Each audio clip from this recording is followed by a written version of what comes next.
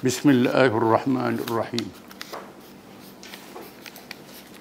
Alhamdulillahi Rabbil Alamin.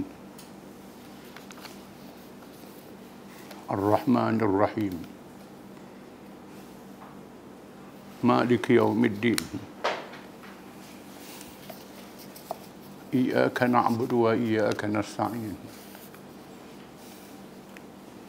Ihdinas siratal mustaqim. صراط الذين أنعمت عليهم غير المغضوب عليهم ولا الضالين آمين. والصلاة والسلام على رسول الله وعلى آله وصحبه ومن تبعه ونصره ووالاه. ربنا زدنا علما warzuqna fahman wa hikmah.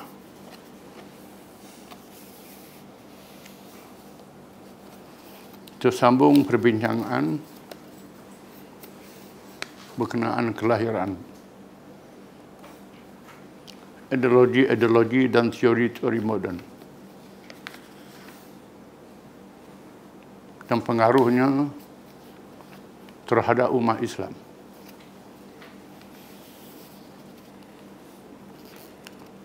Terdapat orang-orang yang masih mengaku beragama Islam di atas nama mengkaji sedalam-dalamnya ajaran Islam. Tidak faham dan tidak mengerti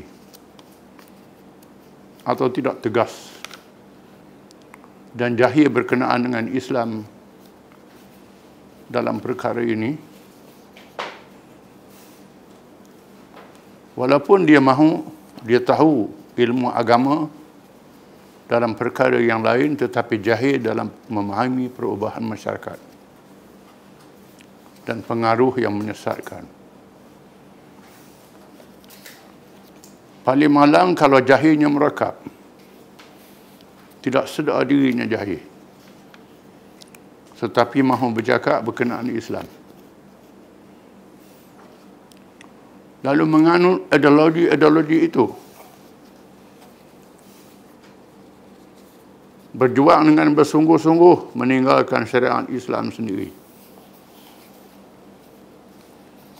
Mereka mengambil ideologi itu dalam perkara-perkara pemerintahan, politik, dan ekonomi.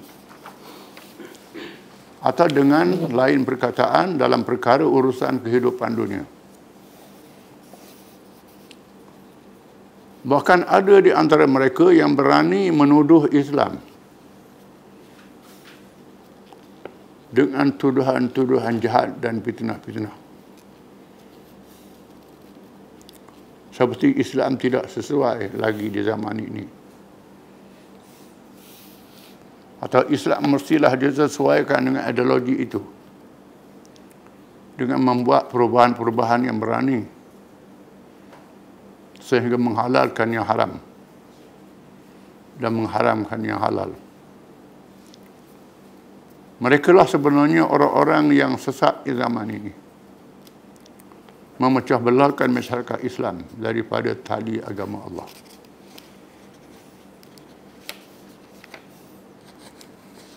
Ini adalah kerana kesan daripada kelemahan sistem pendidikan dan pelajaran yang tidak berubah. Apabila penjajah masuk ke dalam negeri Islam, mereka menguasai pentadbiran negara.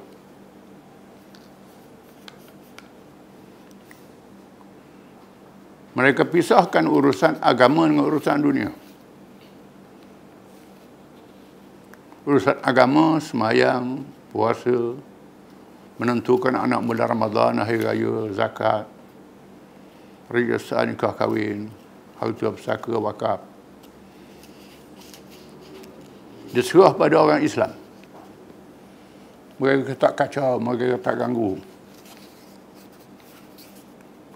Mereka tak pecat raja-raja.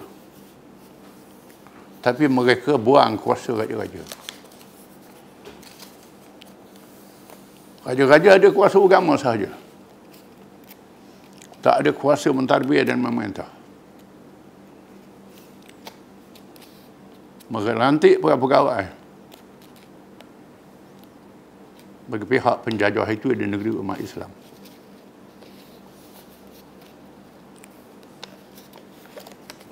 Dan di sana berlaku tekanan terhadap pendidikan agama, menyebabkan kelemahan dalam pendidikan agama. Ada yang masih sayang pada agama, mengaji agama, mengaji nah saja, mengaji kitab-kitab yang dikarang zaman Amawiyah, Abbasiyah, kitab zaman dulu. Memang apa semayang, puasa, zakat, haji tak berubah. Tetapi hukum-hukum amalat, hukum-hukum politik mengalami perubahan. Contohnya zaman dulu tiada ada bank. Mana ada bank zaman dulu? Sekarang ada bank. Zaman dulu tak ada pilihan raya umum, sekarang ada pilihan raya umum. Macam-macam lagi urusan yang berkait dengan politik, ekonomi dan sosial. Sedangkan dalam Islam ada juga ilmu-ilmu itu. Bukan ada kitab-kitabnya. Yang mengaji pondok, mengaji fardu ain. Bab ibadat, bab muamalat, ikut mazhab masing-masing. Terhad kitab kuning, mengikut zaman kitab itu dikarang. Masalah-masalah baru tak ada. Bila mari masalah baru, tak kena masalah baru ni. Sebagai satu contoh, saya pernah dengar ada ulama-ulama pondok mengatakan bunga bank itu halal. Kenapa tak ada dalam kitab? Dia sebut interest. Dalam kitab sebut riba. Sekarang ni sebut faedah pula dah. Riba dia namakan faedah. Padahal sudah ada takrif tentang riba. Antara riba nasak yang tak ada khilaf kalangan ulama, iaitulah memberi pinjaman, menetapkan bayaran bunga dalam tempoh sekian, jumlah yang sekian banyak. Sama ada orang tu mampu tak mampu, tetap tak berubah faedah itu. Ini adalah takrif riba. Mereka tak faham takrif ni. Mereka sudah faham perkataan riba itu saja. Sedangkan interest dia itulah. Sebagai contoh. Bila Nabi wafat, para sahabat bermesyuarat istighfar sa'idah. Pilih khalifah. Ada 3 calon. Tanya setuju siapa dia, setuju siapa dia. Ansar setuju Sa'ad bin Ubadah. Keluarga Nabi setuju Ahli al-Bait. Keluarga Nabi jadi ketua negara. Kalangan Muhajirin dan beberapa kalangan Ansar, ketua negara mesti dipilih oleh Quraisy. Seorang tokoh yang paling berpengaruh di zamannya. Peti undi tak ada. Mengundilah itu. Dan di sana ada ulama-ulama yang menulis kitab. Al-Mawardi kitab Al-Ahkam Sultaniyah. Imam Al-Haramain kitab Ghiyath. Berkait dengan pemerintahan. Kitab ni tak mengaji di pondok. Tak belajar di pondok kitab ni. Belajar kitab Majmu' Syarah Muhadzab paling tingginya. Kitab Tahrir, kitab ngaji kitab tasawuf. Jadi masalah-masalah baru, mereka tak faham. Mengaji kita akidah, dan akidahnya ialah ada mazhab Khawarij, mazhab Syiah, mazhab Qadariyah, Jabariyah, Mu'tazilah. Komunis tak ada. Kapitalis tak ada. Takkan komunis ni tu pada Qadariyah, Jabariyah lagi tak percaya ke Tuhan tu.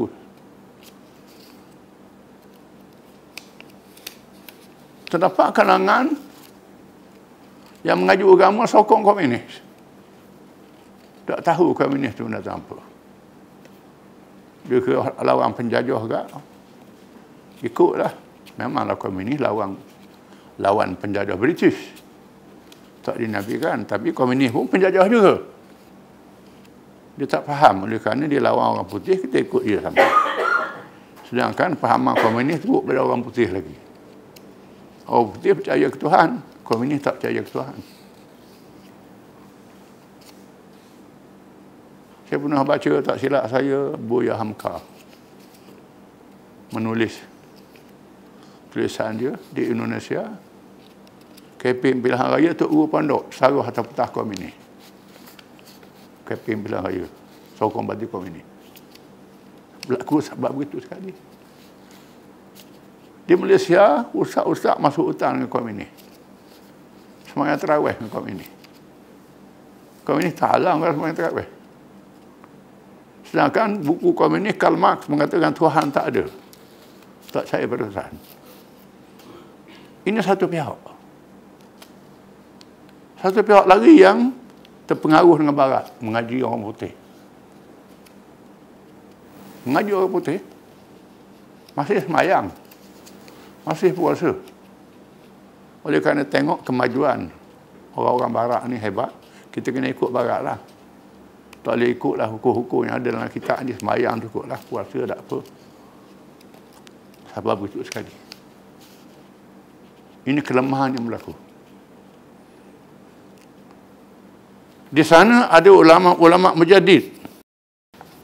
Ulama yang membaharukan kepahaman umat, mempertahankan Islam.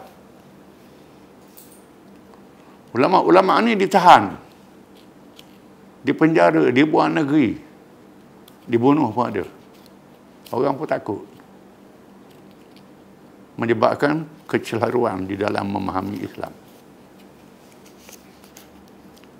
Maka masuklah dalam masyarakat Islam ideologi dan teori-teori. Kadang-kadang pendukung parti-parti sekular ini dia sesuaikan kepahaman itu dengan Islam. Contohnya ada mengatakan dalam Islam ada komunis juga. Kerana pahaman komunis mengharamkan riba. Islam mengharamkan riba. Riba ni ialah amalan kapitalis. Itu komunis dalam Islam lah. Yang liberal kapitalis pula, Islam menggalakkan ekonomi bebas. Maka paham kapitalis ada dalam Islam. Padahal bebasnya babas. Riba pun tak apa. Jadi bercelarulah kepahaman umat Islam. Menyebabkan lahirnya Islam liberal. Islam yang bebas daripada ikatan-ikatan nas. Nah Quran ni tak boleh pakai, nah hadis tak boleh pakai. Dia tak tahu nah Quran ni ada asbabun nuzul, sebab-sebab turun ayat. Ada nah yang tetap. Ada nah yang berkait dengan sebab-sebab turunnya ayat. Proses pelaksanaan hukum. Contohnya semayang memang ada nas tetap. Berapa hukum? Arak tu haram ada nas tetap. Sebagai contoh.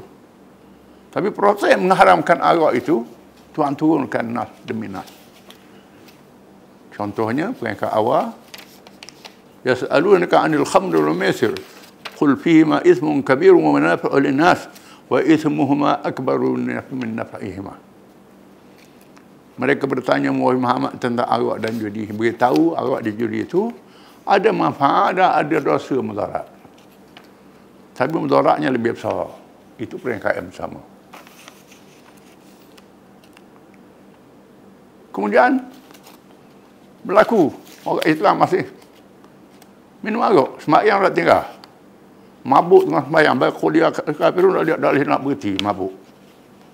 Kalau antum ulanglah tulis mabuk. Tu ayat wala taqrabus salat sawa antum sukara. Jangan kamu mendekati sembahyang dalam keadaan mabuk. Tu ayat peringkat kedua. Maka lambat lagi nak sembahyang boleh minum arak lagi lah. Ayat ni dinasahkan. Ada nasih mansuh. Dinasahkan hukumnya. Tu ayat yang kemudian haram terus. Innamal khamru wal maisir rijsun min amali syaitan. Innamal khamru wal maisir wal azlam rijsun min amali syaitan. Fajtanibuhu la'allakum tuflihun. Sesungguhnya arak, judi, melihat nasib itu adalah keji amalan syaitan. Jauhlah semuanya. Ayat ini diturunkan kemudian. Maka ayat dulu itu dinasahkan. Bacaannya masih ada dalam Quran. Tapi hukum sudah dinasahkan. Ada macam ni. Hadis-hadis pun begitu juga. Jadi puak-puak yang tak mengaji ulumul Quran, tak mengaji ni, ulumul hadis, dia anggap ada apa lah. Ayat kata ada apa. Cuma nak sembahyang dari minum arak. Pada ayat itu sudah dinasahkan hukumnya. Bagi contohlah. Banyak lagi. Ini menimbulkan kepahaman yang keliru. Kelemahan-kelemahan ini menyebabkan penjajah buat masuk ideologi. Kerana penjajah ini tujuan dia jangan Islam ni balik. Kalau orang Islam beramal dengan politik Islam, ekonomi Islam, orang Islam kuat semula, jadi kuasa besar dunia. Maka dihalang habis-habisan. Dia sekat. Kalau ada usaha nak balik semula pada Islam, nak mengetah, mesti dihalang. Seluruh dunia. Di Algeria menang-menang pilihan raya dibatalkan. Di Mesir menang-menang digulingkan. Di Turki digulingkan. Di Iran nak laksanakan Islam, Syiah dia tidak boleh. Syiah pula. Syiah pun agak haram juga. Judi haram juga. Tapi duk besar kat Syiah tu lah. Tak sebut pasal haram arak, haram judi, laksana hudud, qisas. Dia laksanakan. Duduk bahas pasal dia Syiah. Cari kawan-kawan yang dhaif. Cari hak-hak sesat dalam Syiah. Tak nak Sunni buat dia sesat. Ayah Ping tu, Sunni tu. Ayah Ping tu. Dia cari ni lah. Ni ada ni orang sesat dalam Syiah ni ada. Hak macam Ayah Ping. Ada berapa orang dia. Jadi sini ada besar-besar. Tujuannya nak menghalang Islam tu memerintah semula. Dah. Dan orang Islam bangkit semula. Nak tubuhkan negara. Sehingga jadi kuasa besar dunia. Maka dia buat halangan-halangan ini. Oleh kerana Islam itu ialah ad-din. Yang maksudnya meliputi segala-galanya. Maka tidak sempurna dia terjemahkan dengan agama sahaja. Maka Allah mengharamkan kita menjuzukkan Islam. Menerima sebahagian dan menolak sebahagian yang lain. Seperti masih beribadat secara Islam, bernikah kahwin secara Islam, melakukan urusan kematian secara Islam. Tetapi pemerintahan, ekonomi dan urusan duniawi yang lain telah menolak Islam. Berani engkarkan ajaran Islam. Menjadi murtad, wal-iyadzubillah. Ada orang baca wal-iyadzubillah. Wal-iyadzubillah. Bacaan lebih fasih wal-iyadzubillah. Maf'ulul mutlaq. A'udzu iyadan billah. Aku berlindung dengan perlindungan yang sesungguhnya. Wal iyadu billah, perlindungan itu dengan Allah. Betul juga, bukan tak betul. Tapi lebih baligh. Wal iyadu billah. Kalau dikatakannya dengan ilmunya, walaupun masih bersemayang, puasa, berhaji dan mengerjakan ibadat-ibadat yang lain, inilah bahaya yang menimpa Islam sekarang ini. Bahawa penganutnya sendiri telah mengingkari ajarannya, mempermainkannya menurut selera. Kalau kana jahil, maka berdosa besar. kerana tidak belajar agama Islam dengan sempurna. Oleh itu, maka sangat penting kita mengenali perkara-perkara baru yang diadakan di setiap zaman supaya selamatkan akidah dan iman kita. Dan kita menyedari betapa wajib mempertahankan Islam dan menentang musuh baru itu dengan sesungguhnya. Musuh-musuh baru, iaitulah penganut ideologi dan kefahaman. Ini mestilah abad. Kalau dulu Mu'tazilah, sekarang ini ideologi. Sebahagian daripada cabaran terhadap akidah. Firman Allah Ta'ala, ya ayyuhalladzina amanu udkhulu fis-silmi kaffah wa la tattabi'u khutuwati syaitan innahu lakum aduwwun mubin. Fa in zalaltum min ba'di ma ja'atkumul bayyinat fa'lamu anna Allah 'azizun hakim. Hal yanzuruna illa an ya'tiyahum Allah fi dhulalin minal ghamami wal malaikatu qudiyal amr wa ila Allahi turja'ul umur. Artinya, wahai orang-orang yang beriman, masuklah kamu ke dalam agama Islam semuanya dan janganlah kamu ikut langkah-langkah syaitan. Sesungguhnya dia itu musuh yang nyata kepada kamu.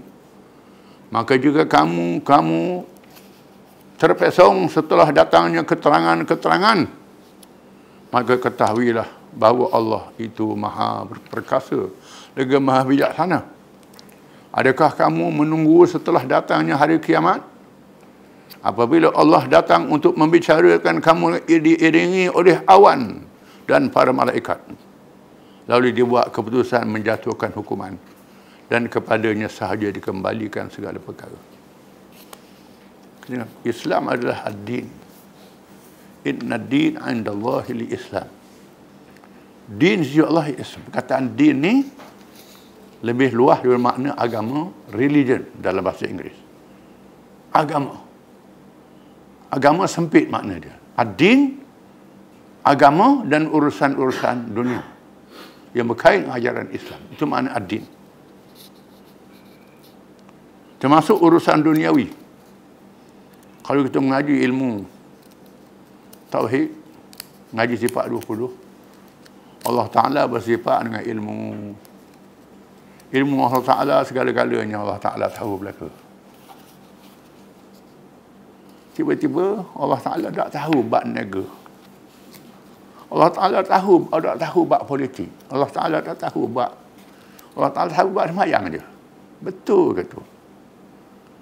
Allah Ta'ala tahu semua. Kemudian antara sifat 20 tu kalam Allah Ta'ala. Kalam Allah Ta'ala itu Quran. Taurah, Zabur, Injil, Quran. Dalam kitab-kitab ni ada semua hukum.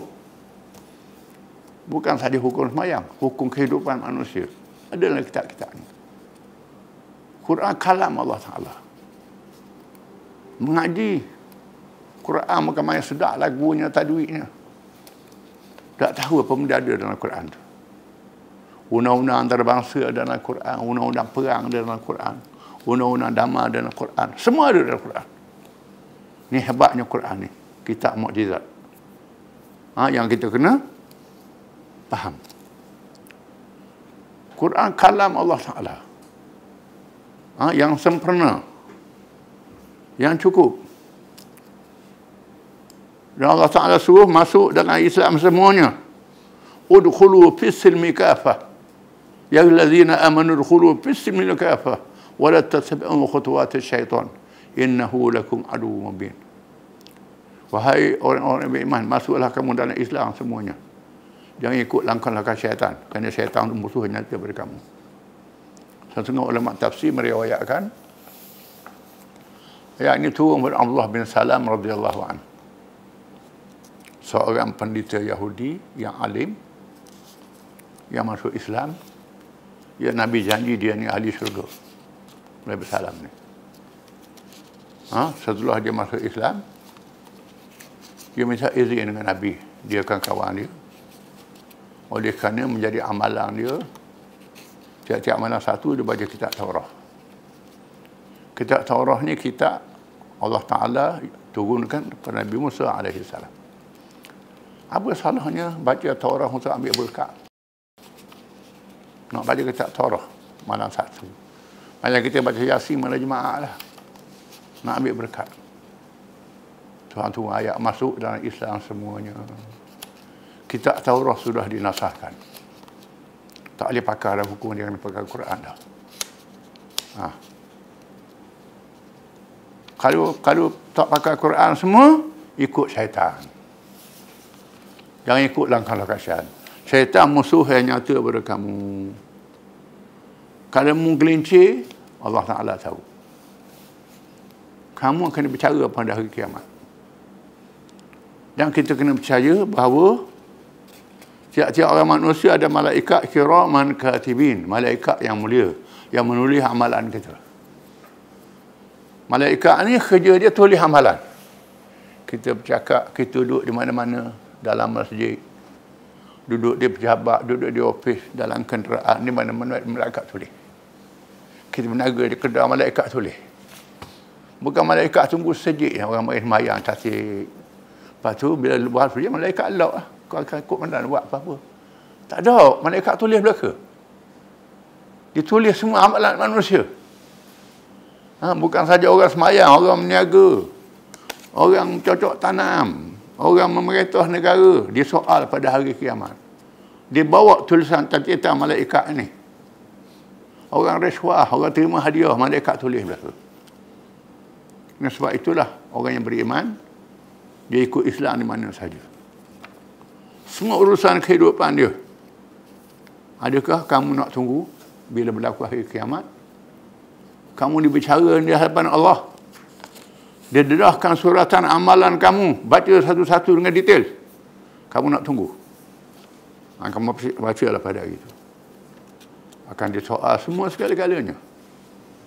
Apa amalan kamu, apa ikutan kamu, apa jamaah yang kamu ikut di atas dunia ni, puak mana, siapa dia berkawan, semua akan disoal pada hari kiamat.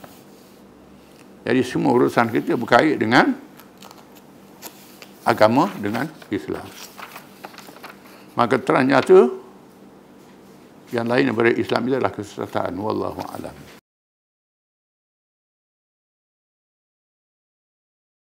Bismillahirrahmanirrahim.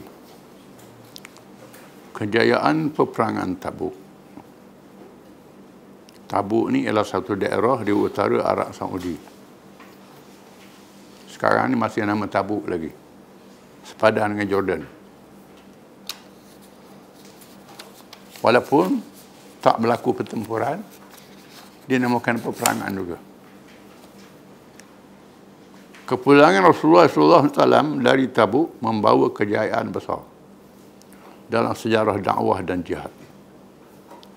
Walaupun tidak berlaku peperangan yang boleh mengalahkan tentera Rom secara langsung, tetapi memberi semangat baru kepada dakwah yang bersifat menyeluruh. Tidak terkongkong dalam masyarakat Arab dan buminya sahaja. Islam hendaklah disabarkan ke seluruh pelosok dunia yang menjadi sasaran kerasulan Nabi kita Muhammad sallallahu alaihi wasallam. Para sahabat yang berjihad bersama Rasulullah SAW melakukan anjakan yang memberi semangat bersedia untuk berdepan dengan kuasa besar dunia yang menghalang dakwah Islamnya. Berjaya memecahkan kongkongan pemikiran yang menganggap mustahil dapat meredah kawasan yang dinaungi oleh kuasa-kuasa besar dunia. Oleh kerana kerasulan Nabi kita Muhammad SAW berbeza dengan Rasul zaman dulu. Rasul zaman dulu untuk kaum dia saja. Untuk umat dia saja. Untuk zaman dia saja. Adapun Nabi Muhammad ni akhir zaman. Untuk seluruh dunia. Allah Ta'ala Maha mengetahui 1000 tahun dulu masa nak lantik Muhammad, dunia ni akan berlaku kepesertaan kemajuan. Manusia boleh berhubung cepat antara satu sama lain. Ada telefon, ada internet, ada kapal terbang, boleh cepat berhubung. Seolah-olah dunia macam satu kampung saja di akhir zaman. Maka bagi akhir zaman ini cukup seorang Rasul saja. Maka Nabi Muhammad adalah Rasul pada seluruh manusia. Kerasulannya diberitahu oleh rasul-rasul zaman dahulu. Disebut dalam kitab-kitab agama zaman dahulu. Disebut dalam kitab Taurat, kitab Injil, kitab Wida agama Hindu, kitab agama Buddha, kitab agama Majusi. Disebut tentang zahirnya Nabi akhir zaman. Allah Ta'ala sudah memberi isyarat. Maka dakwahnya tidak terkongkong di kalangan orang Arab sahaja. Bila Nabi melancarkan perang terhadap Rom, kuasa besar dunia, menandakan Islam akan berkembang di seluruh pelosok dunia. Dakwah mesti disampaikan. Dan para sahabat ikut Nabi dengan gagah berani menyampaikan Islam. Walaupun negeri Arab ini tak ada air, miskin, kering kontang, air payah, seluruh dunia kaya raya belaka, macam mana nak lawan? Nak makan pun tak cukup. Itulah perintah Allah. Dan para sahabat yakin bersama dengan Nabi SAW. Bila mereka keluar ke Tabuk, tiba-tiba Rom lari, tentera Rom berundur. Kehebatan. Disebut dalam hadis, nusirtu birru'bi masirata syahrin. Aku ditolong oleh Allah. Musuh rasa takut perjalanan sebulan. Belum Nabi sampai sebulan tu, musuh rasa gerundah. Takut. Kalau berperang pun, Islam boleh lawan. Kita akan baca dalam Sirah Khulafa' Rasyidin, bukan saja Mu'tah, orang Islam dalam 2-3 ribu boleh lawan 10 ribu. Nak lawan mana 2-3 ribu lawan 10 ribu? Lawan 100 ribu boleh lawan lagi. Ini kehebatan orang Islam dalam sejarahnya. Bukan saja kekuatan senjata, kekuatan akal, kekuatan fikiran, kekuatan strategi dengan petunjuk daripada Allah Ta'ala. Jadi Tabuk memberi satu semangat kepada para sahabat radhiyallahu anhum. Peperangan Tabuk yang menjadi peperangan terakhir dalam masa hayat Rasulullah SAW, yang dipimpinnya sendiri, meninggalkan pusaka pelapis yang dibersihkan daripada unsur-unsur nifak, munafik dan kelemahan iman, melahirkan golongan yang dinyatakan oleh Allah Subhanahu Wa Taala, kuntum khaira ummatin ukhrijat linnas ta'muruna bil ma'ruf wa tanhauna 'anil munkar wa tu'minuna billah qalu aman ahlul kitab lakana khairan lahum minhumul mu'minuna wa aktsaruhumul fasiqun. Surah Al-Imran ayat 110. Kamu adalah sebaik-baik umat yang dilahirkan untuk seluruh umat manusia, dengan ciri-ciri sifat-sifat kamu menyuruh pada yang baik dan kamu mencegah kemungkaran, serta kamu beriman kepada Allah. Ini sifat kumpulan Islam yang menangguhkan tugas untuk menyampaikan Islam ke seluruh dunia. Allah Ta'ala ciptakan kumpulan ini, kumpulan yang dihantar untuk seluruh manusia. Mereka bersifat buat baik. Mereka sendiri baik. Bukan suruh orang buat baik, dia dok. Mereka sendiri buat baik. Jadi contoh pada orang lain. Mereka mencegah kemungkaran. Mereka tak buat kemungkaran. Mereka percaya pada Allah, Tuhan yang mereka sembah, beribadat kepadanya, Tuhan yang menjanjikan kemenangan dunia dan akhirat. Mereka percaya. Kalaulah golongan ahli kitab tu beriman sebagaimana disebut dalam kitab-kitab mereka, itu lebih baik pada mereka. Tetapi kebanyakan mereka adalah jahat. Nak lawan Islam juga, padahal tahu Islam ni baik. Sampai hari ni pun bila ajak berdebat, takut pokok ni. Takut nak berdebat dengan orang Islam. Contoh Dr. Zakir Naik seorang dia, Ahmad Didat, lawan dengan pokok dia ramah. Kalau banyak lagi orang lain lagi. Ini hebatnya Islam. Nak lawan berdebat boleh, lawan berhujah boleh, nak lawan apa pun boleh, nak perang pun boleh. Walaupun orang Islam tak maju teknologinya,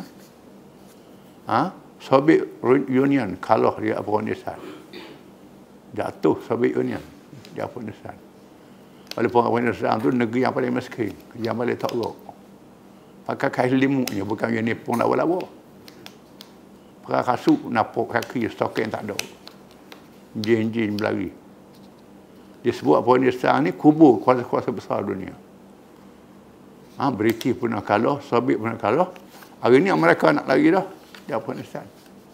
Ini dia orang Islam. Masalah dia tak boleh nak mengetahui Islam, itu cerita lain. Tetapi Islam tak boleh dihapuskan. Tak boleh hapus di mana-mana. Dia cuba nak hapuskan Islam, tak boleh. Ini kekuatan Islam. Dan firman Allah Subhanahu wa taala, wa'adallahu alladhina amanu minkum wa 'amilus salihat la yastakhlifannahum fil ard kama istakhlafa alladhina min qablihim wa la yumakkinanna lahum dinahum alladhi irtada lahum wa yubaddilannahum min ba'di khawfihim amna ya'budunani la yushrikuna bi syai'an wa man kafara ba'da dhalik fa ulaika humul fasiqun. Surah An-Nur ayat 55. Allah telah menjanjikan kepada orang-orang yang beriman dan beramal soleh dari kalangan kamu, bahawa ia menjadikan mereka khalifah-khalifah, orang-orang yang berkuasa memerintah negara, sebagaimana ia telah menjadikan orang-orang yang sebelum mereka, dan ia menjadikan agama Islam yang ia redha berkuasa memerintah dan menukarkan keadaan ketakutan kepada keamanan. Mereka beribadat kepadaku dan tidak menyekutuku dengan sesuatu yang lain. Dan sesiapa yang kufur selepas itu, maka mereka itulah orang-orang yang fasik. Surah An-Nur ialah surah yang menerangkan hukum jenayah dalam Islam. Hukum jenayah. Allah Ta'ala menjanjikan kepada sebahagian daripada orang yang beriman, bukan semua, sebahagian. Mereka yang mengerjakan amal yang saleh, yang berjihad fi sabilillah, yang berjuang menegakkan Islam, dan tak tinggal amal saleh yang lain, tambah dengan jihad fi sabilillah, dengan berdakwah. Allah Ta'ala berjanji apa? Janji memerintah. Kemenangan sehingga memerintah negara akan berlaku. Walaupun memakan masa beberapa lama. Kadang-kadang 12 tahun macam Nabi. Kadang-kadang ratus tahun. Kadang-kadang 900 tahun macam Nabi Nuh. 900 tahun. Kadang-kadang Nabi itu masih sambung umat dia. Tapi Islam mesti menang. Pasal apa Allah Ta'ala buat itu? Allah Ta'ala nak pilih kalangan hamba dia. Siapa yang ikhlas, siapa yang tak ikhlas. Kalau buluan Islam, hari ni esok menang lalu ramai lah orang ikutnya. Orang-orang nak tu, nak tu, banyak lah ikut Islam ni. Tapi Allah Ta'ala pilih manusia yang ikhlas saja. Hak menipu-nipu, nak kejar benda-benda ni, akan tersisih daripada perjalanan perjuangan Islam. Allah Ta'ala berjanji kemenangan, dan Allah Ta'ala jadikan agama Islam tamkin, ya alhamdulillah, agama ini redha berkuasa. Islam berkuasa dan menukarkan ketakutan kepada keamanan. Daripada takut jadi aman. Pernah Khabbab bin Arad radhiyallahu an yang diseksa, dibakar dengan besi panah atas belakang. Abu Bakar membebaskan dia.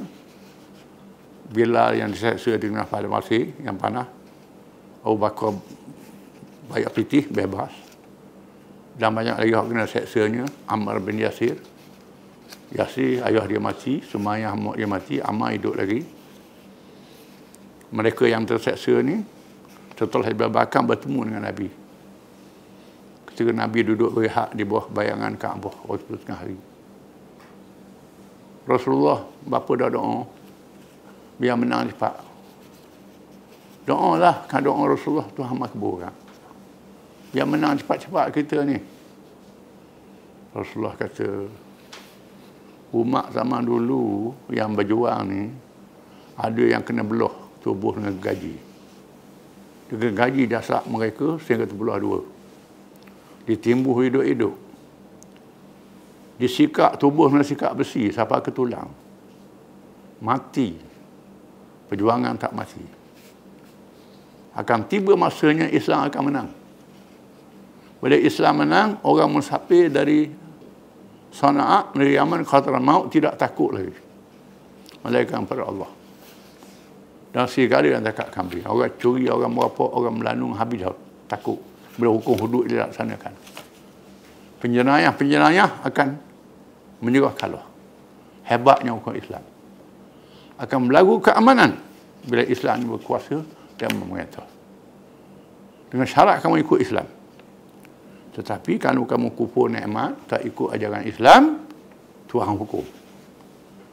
Jatuhnya kerajaan Islam zaman Uthmaniyah. Kerana orang Islam sudah leka, sudah selesai. Jatuhnya Islam. Jatuhlah sekejap. Tapi Islam tak mati. Akan ada balik orang berjuang dan akan hidup balik. Sehinggalah berlaku kiamat. Kiamat ni bukan kerja kita, itu kerja Allah Ta'ala. Ayat-ayat tersebut menegaskan sifat kumpulan Islam yang layak berkuasa memimpin dan memerintah dengan Islam. Yang berjaya diterbiah oleh Rasulullah SAW untuk menjadi contoh yang wajib diikut oleh umatnya selepas kewafatannya sehingga hari kiamat. Kena sambung. Kalau kita tak cukup syarat, kita sempurnakan syarat ini. Sehingga ada kumpulan yang cukup syarat, Allah Ta'ala beri kemenangan bila-bila masa saja. Wallahu a'lam.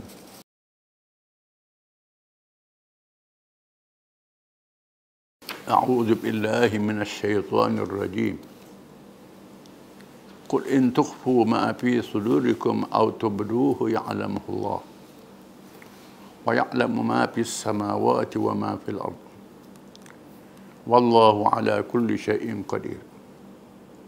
Yawma tadkhulu nafsun ma 'amilat min khairin muhdara. وما عملت من سوء تود لو أن بينها وبينه أمدا بعيدا ويحذركم الله نفسه والله رؤوف بالعباد قل إن كنتم تحبون الله فاتبعوني يحببكم الله ويغفر لكم ذنوبكم والله غفور رحيم قل أطيعوا الله والرسول فإن تولوا فإن الله لا يحب الكافرين.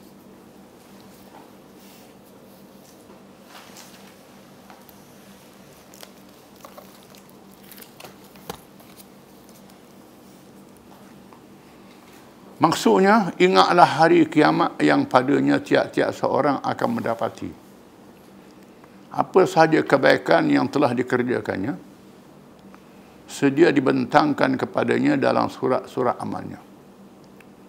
Dan demikian juga apa sahaja kejahatan yang telah dikerjakannya, ketika itu tiap-tiap orang yang bersalah ingin kalau ada jarak yang jauh di antaranya dengan amalnya yang jahat itu. Dan Allah memerintahkan supaya kamu beringat-ingat terhadap kekuasaan dirinya menyaksikan kamu. Dan ingatlah juga Allah amat belas kasihan terhadap hamba-hambanya.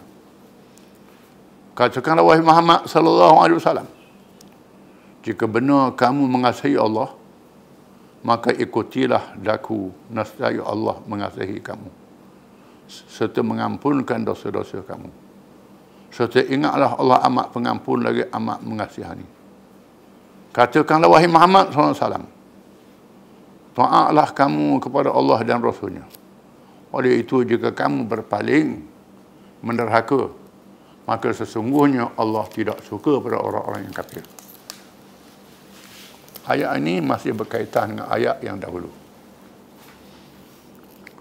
Qulillahumma malikal mulk tu'til mulka man tasha' wa tanzi'ul mulka mimman tasha'. Katakan Allah Ta'ala yang memiliki kerajaan.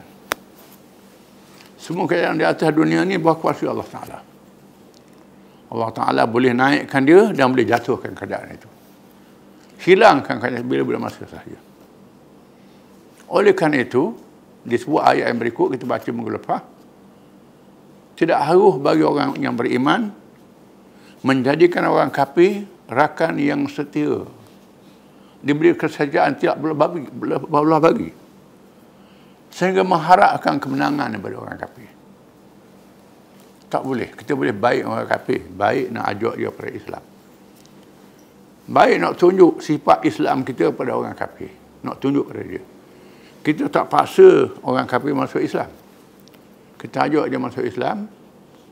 Tak masuk Islam, pulang pada mula. Dan kita kena tunjuk sifat-sifat baik Islam. Yang sebab itu kita disuruh berniaga orang kafir. Suruh berdamai dengan orang kafir. Suruh berpersepahaman dengan orang kafir. Tujuan dia bercampur dengan kita, dia tengok kebaikan Islam. Itu tujuan.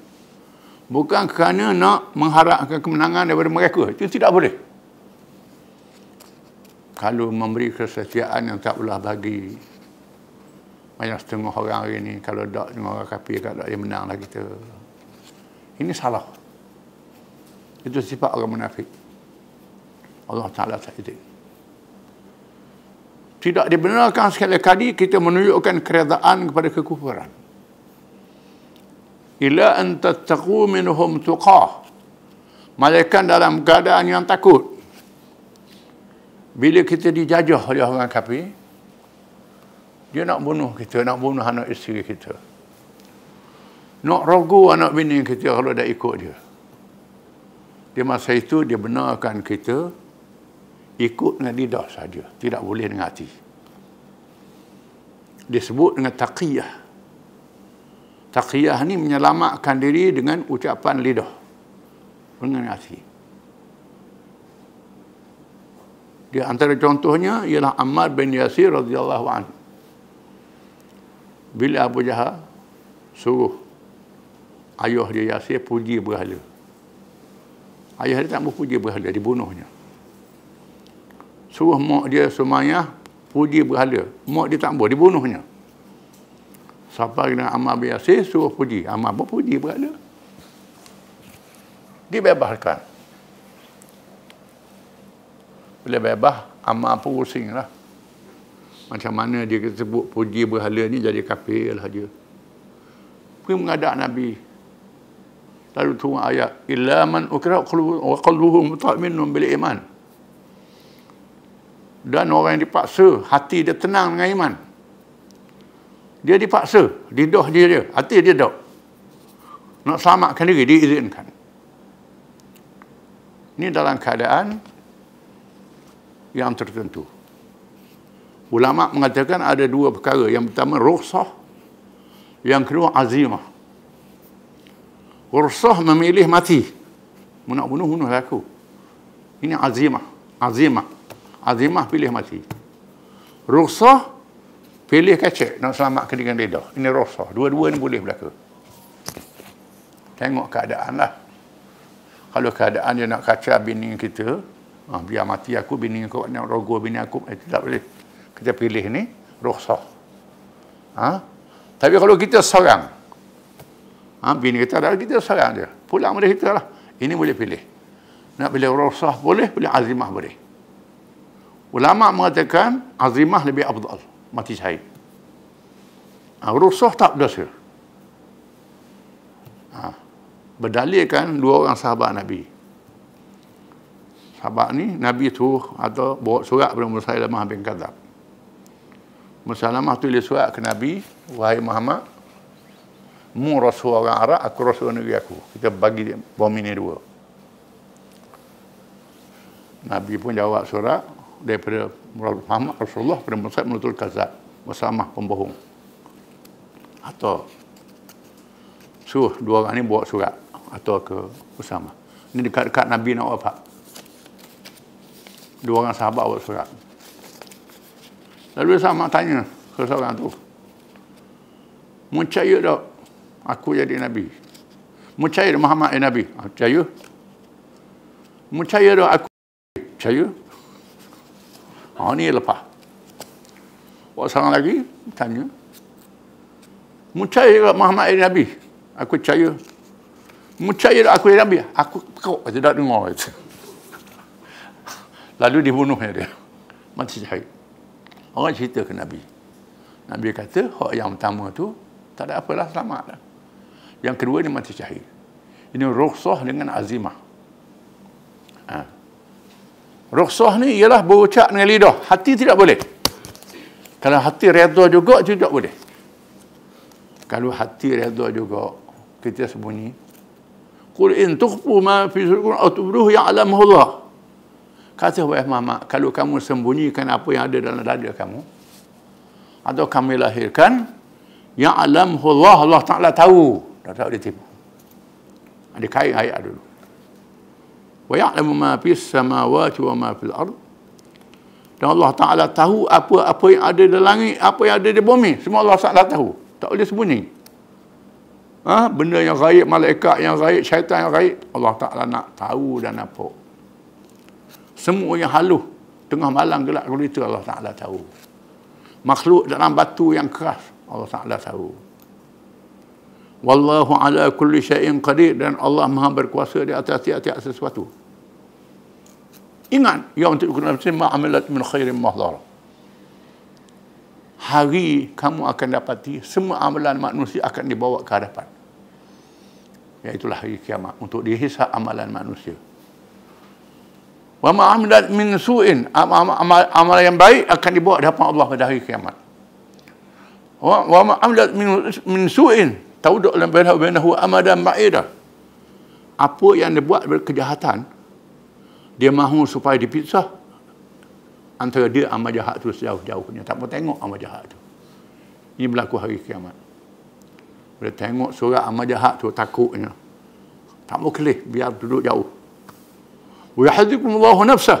Allah Ta'ala mengingatkan kamu dengan hukumannya. Wallahu ra'ufun bil ibad, dan Allah Ta'ala sangat kasihan kepada hamba-hambanya. Allah Ta'ala kasihan kepada hambanya. Jadi hambanya kena sedar Allah Ta'ala ni sayang ke dia. Kita kena sayang Allah Ta'ala lah, tak pertahankan iman kita. Qul in kuntum tuhibbuna Allah fattabi'uni yuhibbukum Allah. Kata oleh Muhammad, jika sekiranya kamu kasih akan Allah, ikutlah aku, ikut Muhammad SAW. Kalau mu kasih kepada Allah, ikut Nabi. Nabi pergi ke mana, ikut. Nabi berjuang, ikut. Nabi ke mana, ikut Nabi. Insya Allah kasih kepada kamu. Wa yaghfir lakum dhunubakum. Dia mengampunkan dosa-dosa kamu. Bukan saja Allah Ta'ala kasih, dosa kamu diampun oleh Allah. Kalau kamu ikut Nabi, selamat. Nabi dipilih oleh Allah Ta'ala, dijaga oleh Allah Ta'ala. Kalau ikut Nabi, mesti selamat. Mendapat kasih Allah Ta'ala. Apa Nabi buat, kena ikut. Ikut Nabi. Wallahu ghafurur rahim. Allah Ta'ala Maha pengampun lagi Maha pengampun lagi Maha penyayang. Disebut dalam satu hadis seorang sahabat. Dia pakai cicimah. Pakai cicimah. Nabi cerlah orang tengok. Mu ni pakai neraka. Nabi ambil cicimah tu lepas. Pung lepas. Nabi lepas. Dia senyap, dia tak lawan. Tak lawan. Lepas tu Nabi pun tinggal. Kawan-kawan dia kata, ambil lah. Beri ke binimu. Beri ke binimu. Apa salahnya binimu dia pakai.